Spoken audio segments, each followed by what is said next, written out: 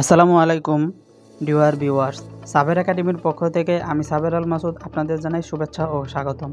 আজ আমরা Microsoft Excel দিয়ে কিভাবে শতকরা বের করতে হয় সেটি দেখব।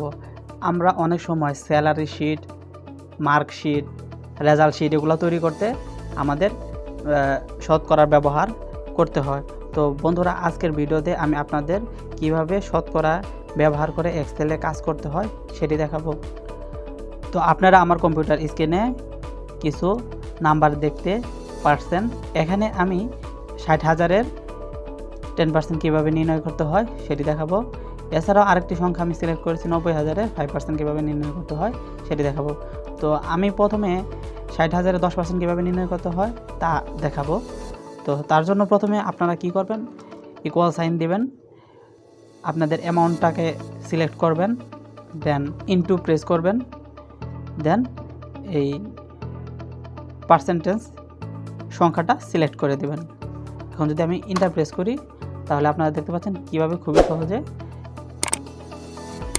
শতকরা বের করা যায়। তো সিমিলার ওয়েতে এখানে আমি একই কাজ করব। প্রথমে ইকুয়াল সাইন দেব, আমরা 90,000-কে সিলেক্ট করব, দেন ইন্টু দিব, দেন এই 5%-কে সিলেক্ট করে দেব, দেন ইন্টার প্রেস করব। তো বন্ধুরা, কীভাবে শতকরা বের করতে হয় আজকের ভিডিওতে আমি তা দেখালাম। ভিডিওটি ভালো লাগলে লাইক, কমেন্ট, শেয়ার করবেন।